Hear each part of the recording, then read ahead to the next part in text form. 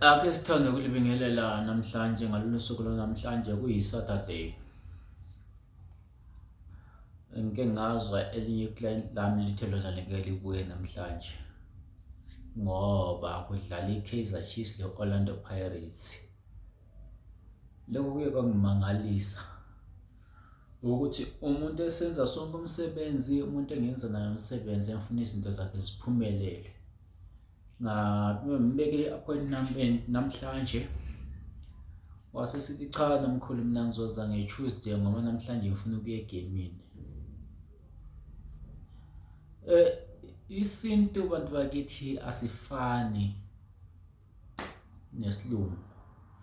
Kungenzeka mhlawumbe liyasibona ku-YouTube, liyasibona kwa-Facebook. Yebo, i-technology iyatshintsha kodwa isintu asitshintshi bantu bakithi.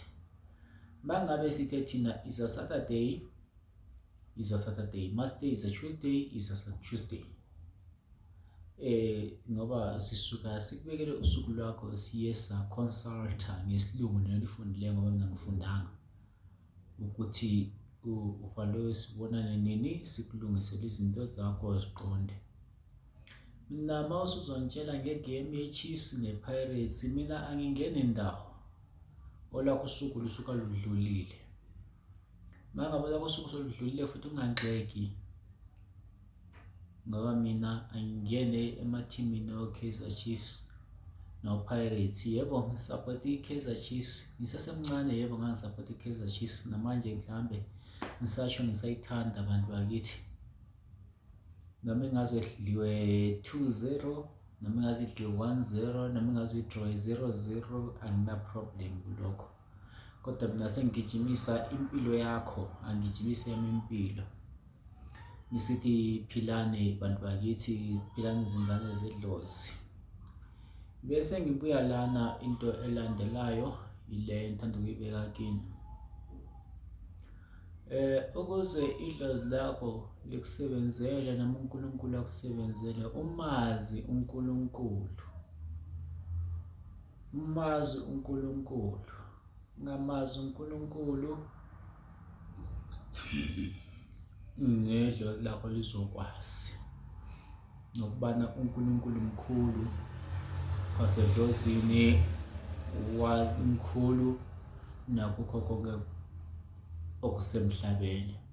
uNkulunkulu wadala izihlahla ukubana sizisebenzise, wadala iy'lwane ukubana sizisebenzise. Ngisithi sibonge kuleyo ndawo namhlanje.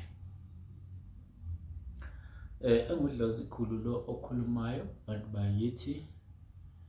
Udlozikhulu ebesecela kini, udlozikhulu engumuntu onenhliziyo enhle, udlozikhulu engumuntu othanda wonke umuntu, ongenankinga, ongenasici nomuntu, udlozikhulu engumuntu olalelayo.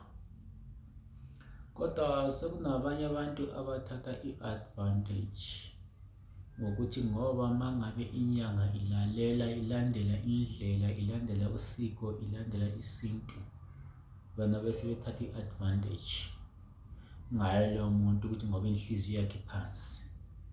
Inhliziyo yami phansi bantu bakithi ngendlela yokuthi ngoba isintu ngasifundiswa, njalo isintu ngiyasiqonda. Isintu kuthiwa hlonipha noma ngubani nangubani. Umuntu ophelele ngokwesintu akayikhiphi inhlamba. Njengokuba angikaze ngithuke muntu ngalolu suku ngokubana ngisalandela imvelaphi yakithi, ngisalandela imvelaphi yesintu. Mina noma umuntu engaze ubuye ngamaphimbo ephezulu, mina ngiyazehlisa. Ungase ukuthi mhlawumbe ngiyisithutha noma kanjani, yingoba isintu ngihlonipha kakhulu, isintu esakho nesakithi. Ikakhulu ngihlonipha umsamo wami, bese ngilandela ukuhlonipha idlozi lakini. Ngokubana mangabe ngisebenza ngihlonipha idlozi lakini, ngihloniphe nomsamo wami, ngihloniphe nedlozi lakithi, okunye nokunye ngiyakuhlonipha. Ngokubana mangabe sisebenza sihlanganisa umsamo wakini nedlozi lakithi, ukubana zonke izinto zikusebenzele. Yingakho sisithi mangabe ngemva kokubana ubuya kimi, qala ushise impepho, ubike ukubana uyeza kudlozikhulu. Angaze ngasho mina ngelinye ilanga ngathi ngemva kokuba sizwa udlozikhulu mangamthembi qala uyohlola uzwe ukuthi idlozikhulu genuine noma udlozikhulu udlala ngabantu. Bazokutshela abantu abahlolayo, bakhona abantu abafembayo, bakhona abantu abahlola ngamathambo, bakhona abantu abahlola ngokukamoya. Ubalalele bonke labo. Mangabe udlozikhulu edlala ngabantu bazokutshela cha, lo muntu uyadlala ngabantu. Kodwa bese ngibonga kulabo asebehambile abaningi bayongihlola ngemva kokuba bebeya kimi bezwe ukuthi uhamba kanjani kimi. Ngiyanibonga ukubana benangitshela iqiniso ukuthi cha, idlozi labantu laba nabafembayo liyasho ukuthi cha, udlozikhulu ngumuntu owaziyo umsebenzi. Ngiyabonga kulabo, ngiyazehlisa kuyo yonke lento engiyenzayo bantu bakithi. Ngisithi philani emadlozini akwenu, ngisithi philani amadlozi akwethu, ngitalikhokhelele kukho konke esikwenzayo. Nimhlonipheni, hlonipha idlozi lakho, uNkulunkulu uzokwandisela okunye nokunye. Ngudlozikhulu lokhulumayo ku-083 20 66 954 083 20 66 954. Engudlozikhulu lokhulumayo abantu bakithi, ngisithi philani. Ngifuna ukuthi ngiqondise lapho 1 Magic Wallet bantu bakithi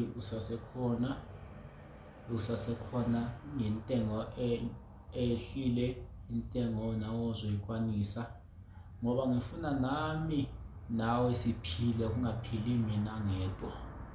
Ngikhuliswa yini edlozini?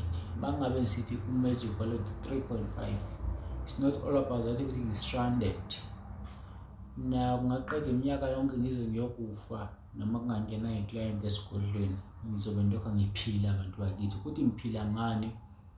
Anginayo umlungu mina, kodwa-ke ngizokutshela ukuthi mina noma ungazange ngingene iclient esigodlweni sami ngizolokha ngiphila nemfihlo zami engiphila ngazo. Magic Wallet uyakwazi ukuthatha u-3.5 usubhadala u-10% wale mali ozobe uyitholile ngenyanga for 3 months, si-renew after 6 months bantu bakithi. Bese sibuya futhi amakhosi akhona angu-12,000 bantu bakithi. Bangu-12,000 futhi uzobuya futhi ubhadale enye inhlawulo engu-10% for 3 months. 1 month inyanga mayiphela uyabhadala 10%, inyanga mayiphela uyabhadala futhi 10%, inyanga mayiphela futhi uyabhadala 10%. Bese kuthi ngemva ka-6 months uyabuya uzobhadala no uhlaziye futhi mangabe ufuna ukukhuphula lezi zinto zakho. Bese sibuya bakithi i-trunk yemali vele ingu-12,000 bantu bakithi, ngu-12,000 mangabe ufuna leyo mali esayisho ukuthi ingena ngosuku nosuku. Kodwa mangabe ufuna ukukhuphula ukuthi sengikwengezelele inani, siyalengezelela siyalenyusa, kodwa nawe uzofanele uyengezelele imali. Mangabe ufuna ukwenyusa uyakwenza kube ngo-25,000, siyakwenzela inani liyenyuka muntu wakithi. Ninga-understand khona lapho. Bese ngibuya lana, izolo nabantu abangilingayo kakhulu, abantu bayangilinga esigodlweni ngokulunga kwami. Kulunga kwami bantu bakithi ungathi ku-too much. Akulunganga idlozi, kulunge mina nemfundiso engayitholayo. Ledlozi kodwa liyazithoba, idlozi futhi siyakwazi ukulithoba thina singabantu. Kodwa-ke ngicela ingaze nizongilinga abantu bama-1000, ngicela lime kancane, lingazi esigodlweni umuntu ebuya ngo-1,000 ezofuna into ka-12,000, umuntu ebuya esigodlweni eno-1,000 ezofuna into ka-20,000, umuntu abuye no-1.5 esigodlweni ezofuna into ka-20,000, umuntu abuye no-1.5 ezofuna into ka-12,000. Ngicela lime bantu bakithi ngalokho, lingazongilinga, lokho angikufuni bantu bakithi. Ngiyalihlonipha nami ngiyasihlonipha futhi. Nizongilimazisa ngedlozi lami khona manje sengishaya nayiqolo ngenxa yeni nabantu bama-1000 ngiyalisiza, kanti nizongilinga imani kancane. Nabantu bama-1.5 imani kancane.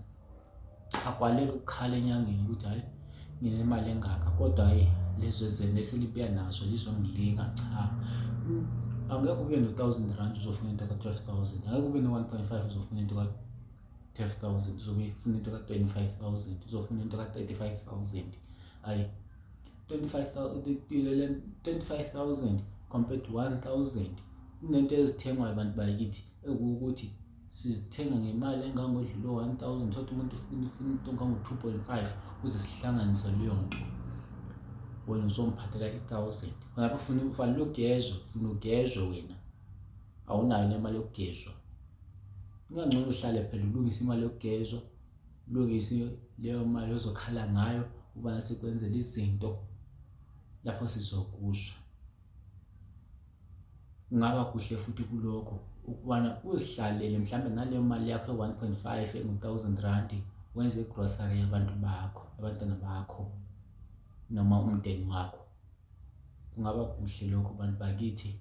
Kanti ngixole mangabe ngikhuluma kabi, kodwa-ke mina ngiyathanda ukuzehlisa ebantwini. Abantu sebethanda ukuthi bangigibele ekhanda. Cha, ningangigibele ekhanda bantu bakithi. Mina ngoba ngigibele umuntu ekhanda, umuntu ngiyamzwisisa, nalapho uma ne-problem ngiyamzwisisa. Ayikho nalokho senikwenza nina. Angishongo njalo bantu bakithi, nithi philani ngegama ledlozi. Asiphileni bantu bakithi. Angikwatile njalo, angisomuntu okwatayo mina ngoba umsebenzi awufuni ngikwate mina, awufuni ngikwate bantu bakithi. Kodwa-ke nani ngicela lizi-understand, linga-understandi mina, nizi-understande nina. Kungangcono phela uma ngabe ufuna into ka-12,000 ubuye no-7,000, yebo sizokulungisela. Kuhle okunye bese sikhuluma-ke bese siyakwazi ukulungisa, akunankinga. Uma ubuya no-1,000 rand, ubuya no-1,000.5, ubuya no-1,000.2, siyokulungisela kanjani, siyoyibeka kanjani edlozini ngoba idlozi liyala ngale mali yakho. Ilizwi maliphakama lithi ngcono lo muntu abe ezothatha le mali yakhe, uzomgeza ngani wena? Ekugcineni sizogcina sikukhama wena. Kusho ukuthi-ke kuna usifamina phela, ngishiya iy'ngane zami ngisithi ngizwela nina, kanti nina nizongilinga. Hayi, makungabi njalo bantu bakithi. Ngudlozi khulu lo okhulumayo, 0832066954. Ungangifonela, siyakulungisela izinto zakho. Kokunye nokunye ukwazi ukuphumelela. Sithi philani bantu bakithi. Sithi thokozani bantu bakithi. Engudlozi khulu lo okhulumayo. Ngiyanithanda nonke bantu bakithi, ngiyathanda. Anginayo inzondana emuntwini.